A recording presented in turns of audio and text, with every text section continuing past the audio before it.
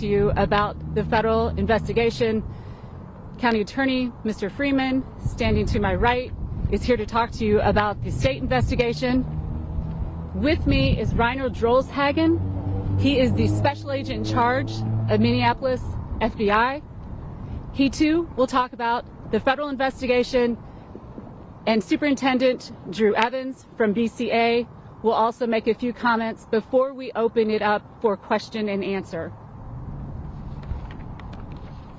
My name is Erica McDonald. I'm the United States Attorney here for the District of Minnesota.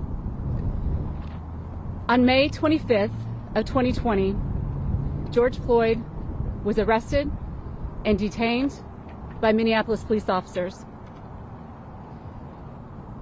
I'm here to talk about and make sure the community and the media is aware that we are conducting a robust and meticulous investigation into the circumstances surrounding the events of May 25th, 2020, and the police officers' actions on that evening.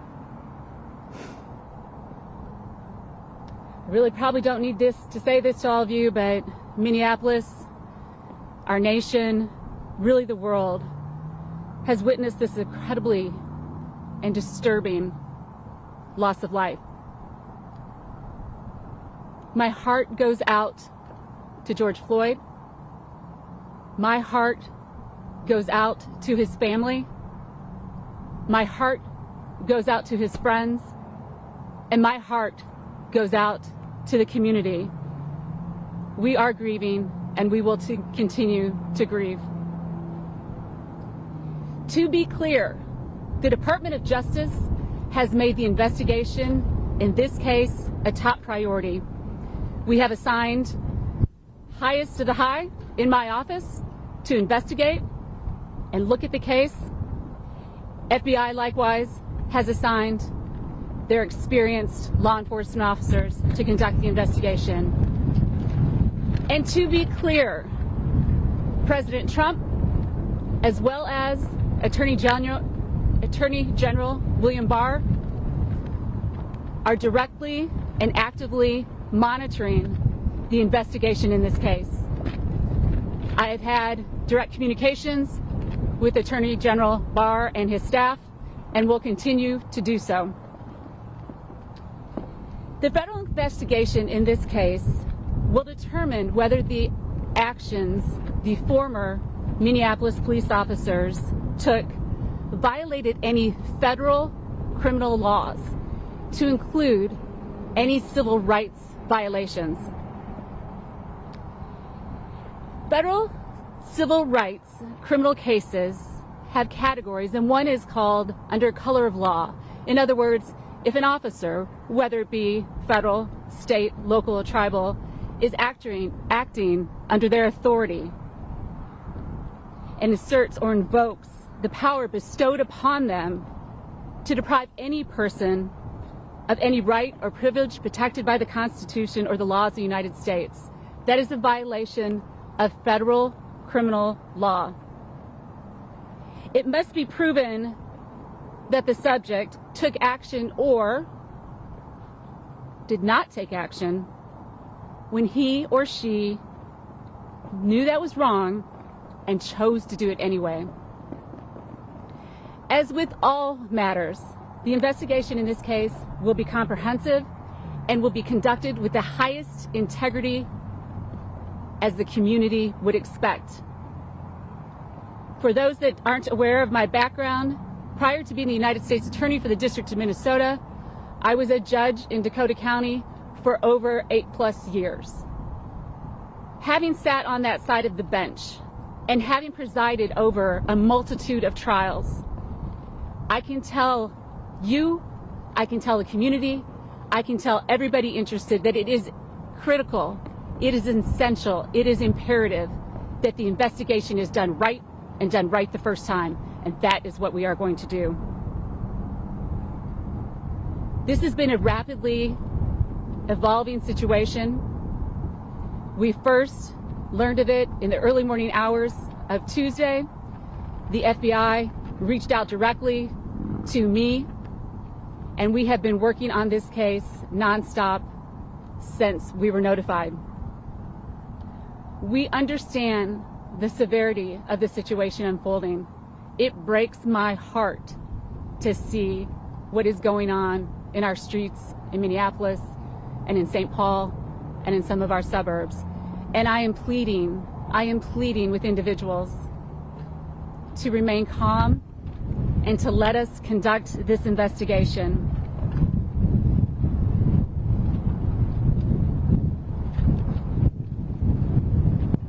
Give it just a minute before I blow over. We share with the FBI and we share with our state partners who are conducting parallel but independent investigations, so that is clear. We have two different investigations and conclusions and recommendations that will come from those to each of our respective offices, but we share an unwavering commitment to see that this investigation is done right, that it's done forthwith, that we act with dispatch, and that we live up to the standards the community demands. Our highest priority is that justice will be served. With that, I am going to close my comments and turn it over to Special Agent in Charge, Reiner Drolshagen from the FBI.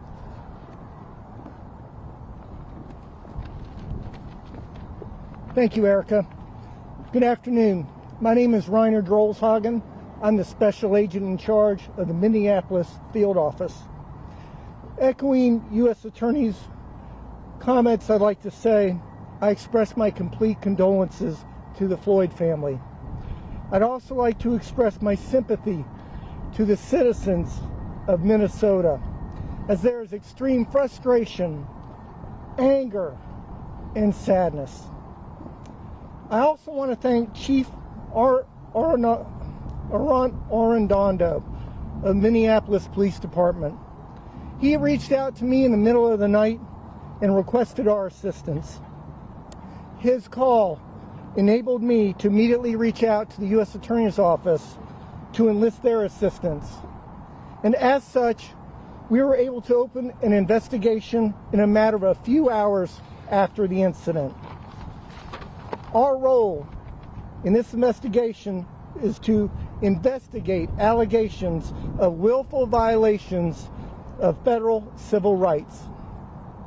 The FBI team is following the path where the facts will lead us. We are conducting a swift, yet meticulous investigation. In less than 72 hours, much work has been done, but I assure you there is much more to be accomplished. I want to ensure that you understand we respond to cases like these as quickly as possible. We will follow the case to conclusion in partnership with our state partner, the Bureau of Criminal Apprehension. The FBI is a fact-gathering agency. We collect facts, and we need your help. We're asking everyone that was present before, during, and after the incident to come forward to help us build the best picture of what occurred. Each little piece of the puzzle helps us complete the big picture. If you have any information, or if you have any videos, or you know of anyone who can help us with this, I encourage you to ask them to contact 1-800-CALL-FBI. Again, I'm encouraging you to reach out to 1-800-CALL-FBI. No tip is too small. Thank you.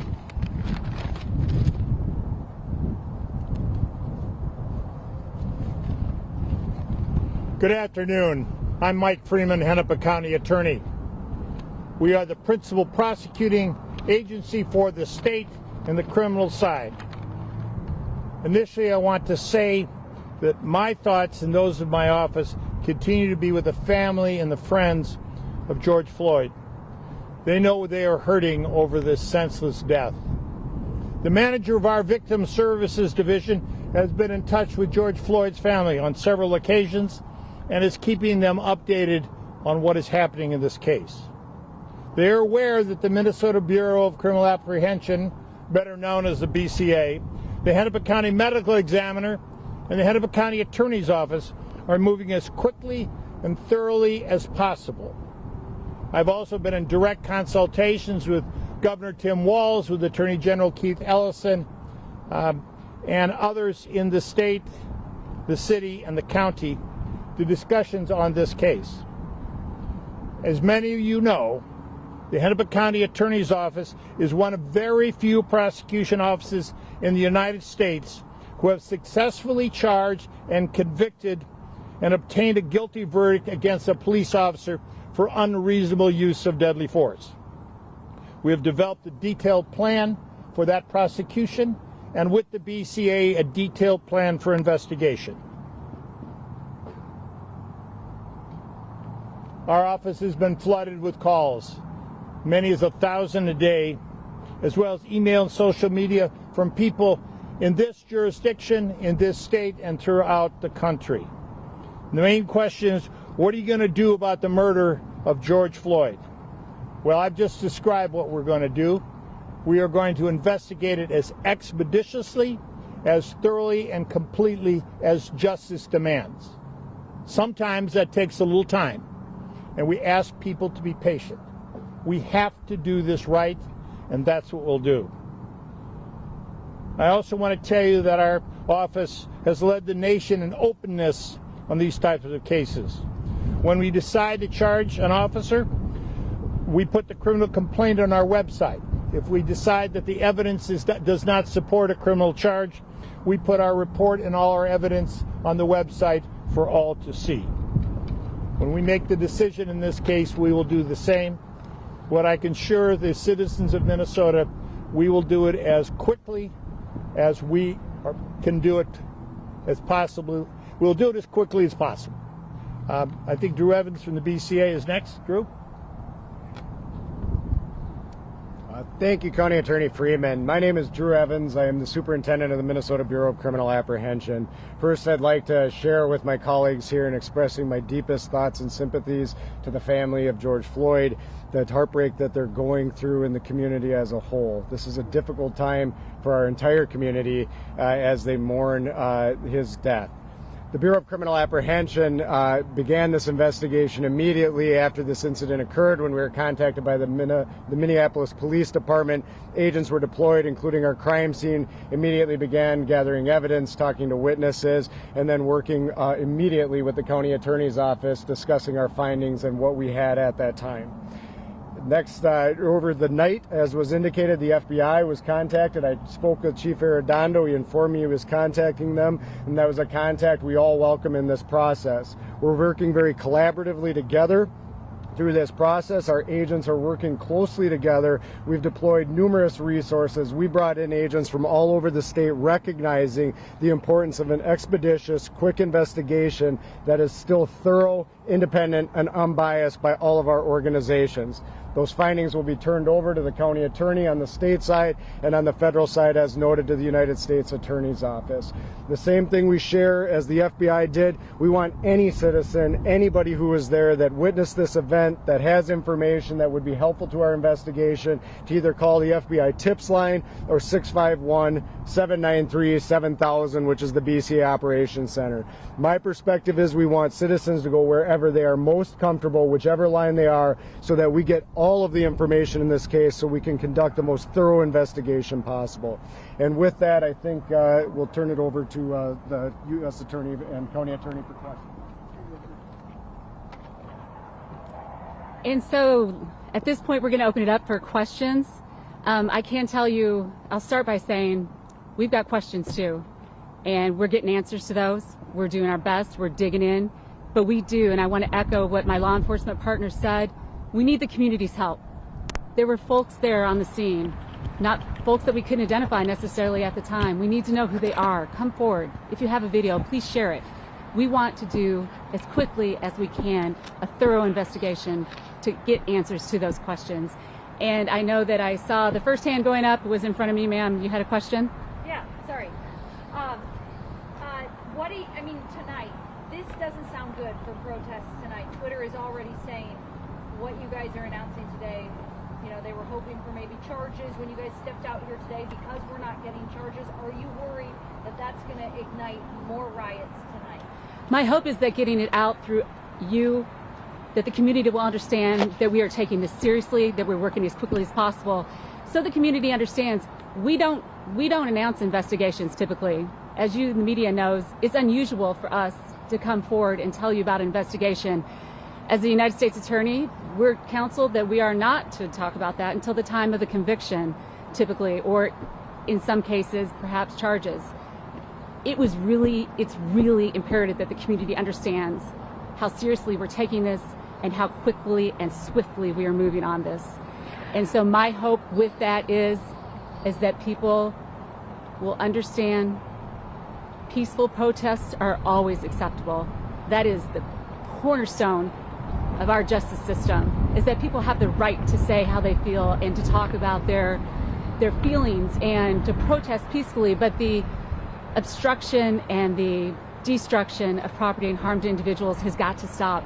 We are one Minnesota. We're at our best, we're at our worst, and we've got to come together and stop the needless and unnecessary destruction of property and harm to human life. Mike, Sir. can you address that? Mike, can You you may. address that? Yes. This state is well known and has a strong reputation for firm and thorough First Amendment advocacy. We support peaceful demonstrations. I had a long talk today with Reverend Jesse Jackson, who came at the request of Attorney General Keith Ellison and the governor, and I believe Reverend Jackson will be speaking and asking for peaceful protests today. Peaceful protest is good. It advocates our rights, and it also calls forth the witnesses that the United States Attorney wants us to come forward. Violence does not. Violence hampers our case. It takes valuable police resources away from our investigation, and it also harms innocent people who had nothing to do with that. It gets in the way of our work. So we're asking, please, say what you need to say, demonstrate how you need to do. That is in our Constitution, and all of us believe in that. But please, don't destroy an innocent person's property who had nothing to do with it. Part of the problem is, sir, the video goes on for 7 minutes. He is clearly struggling to breathe during that time. And I think people will be hard-pressed to understand how you can bring charges at least against the officer who has to be on that. It's a violation of my ethics to talk and evaluate evidence before we announce our charging decision, and I will not do that.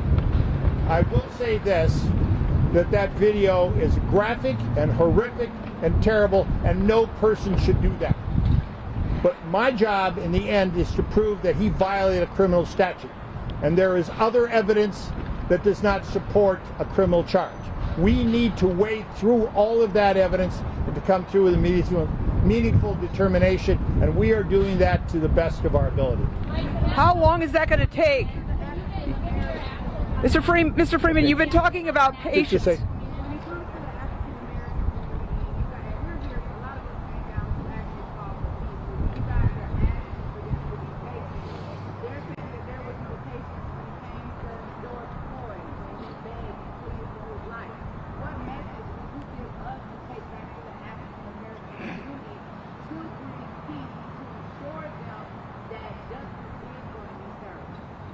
I bring the same message that African-American Attorney General of the state of Minnesota, Keith Ellison, is bringing.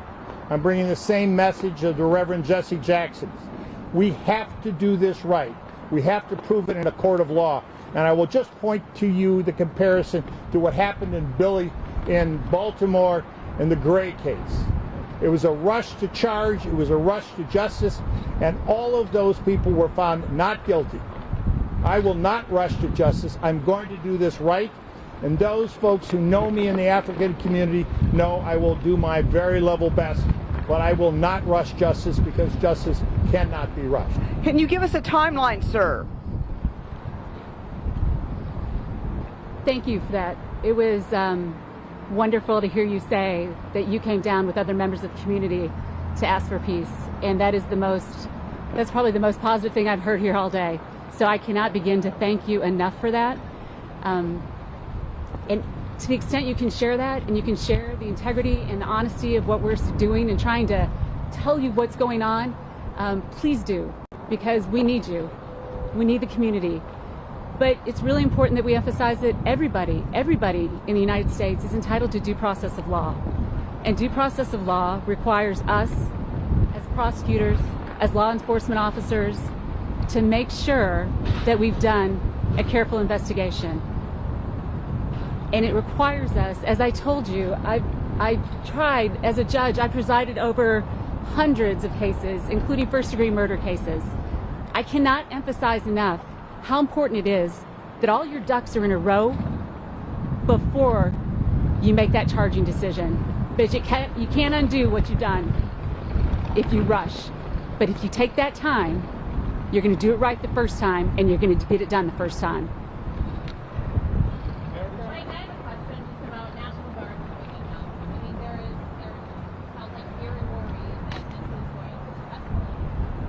Thoughts on how we handle it? Well, first off, the decision to call in the National Guard is the governor's decision, and I support his decision. Second, since I've been Hennepin County attorney, I try to be the best prosecutor I can be and run the best office, and I try to stay out of other people's business. Okay, so on the streets and the law enforcement is not my business directly. I do encourage people not to do dangerous things and to harm other people or property. But I can say to you that we just can't rush this. I've been involved in a number of these investigations. The BCA has got their most veteran people, and they are good. I have leading the prosecution team the two prosecutors that brought justice in the Justine Damon case. And as I said to you earlier, it's one of the few successful murder convictions of a police officer or using force in the country. And I had a lot of pressure to hurry that, to do it quickly. You can't do that. These need to be done right. Please, give me and give the United States Attorney the time to do this right, and we will bring you justice. I promise. Mike, if I could just ask you this, there's a lot of frustration from people who are watching that video and saying, if it had been me, I would have been in jail. If it were a young African-American man who had had the knee to a person's throat, they would have been in jail immediately. What do you say to that? Because that is the source of the anger and the frustration and the belief that there are two sides and two paths to justice here. The path for police officers and privileged people, and the path for everyone else. Esme, as you know from covering these kind of cases for a long time, each of the facts are different, and each of them have to be addressed differently. I assure you that if the person who had committed the act, and I do not condone or respect the act done by the police officer to Mr. Floyd. That was excessive and that was wrong. The question in my business is it criminal? That's what I have to prove. And, if there are cases that you can quickly and easily evaluate, most of the cases, particularly cop use of force cases, are specifically more complex and have to be done right, and we're committed to doing it right. Sir, you. I want to answer that question as well, if I may. Yeah, sure. It's important I 100% agree with you. That is the question, right? It is the question that people in my office are asking. It's a question, we were all feeling the pain of watching that. But this is what needs to be understood is, and I know you all understand this, but to the extent I'm speaking to the community, police officers, by the nature of their job, have the authority to use a certain amount of force when they're executing their duties faithfully and honestly and in accordance with their policies. And so a police officer, a law enforcement officer, has, within the latitude of their scope of duty, the ability to use the right amount of force, but not excessive force. Not excessive force as defined by the law. And so that is what we're looking at with respect to any federal criminal violation of civil rights is that issue of excessive force. One more question. One more. Erica, can you talk a little bit more about the relationship between being out there and your office, particularly about the way I can tell you that every United States attorney of all my colleagues that are out there, we are vested with doing what's right for our state at the time. Of course, we're part of the Department of Justice. William Barr, I report to the DAG, who then reports the Deputy Attorney General, who then reports to the Attorney General. But every United States attorney is given the discretion in their community to pursue the charges and to follow the leads where they are and to pursue the case as they deem appropriate. I am, however, keeping my boss in communication, in briefing, so that he understands the investigation that's going on here in the state of Minnesota. I should have made clear, too, one thing, and I know it was in our statement that we issued last night, but on our team of experienced trial attorneys, which are the most experienced in my office, I can tell you I've been in viewing the evidence with my criminal chief, with my first assistant, United States Attorney Anders Folk, with my deputy criminal chiefs. We're all in there together. But we're also partnering with the Civil Rights Division from Department of Justice.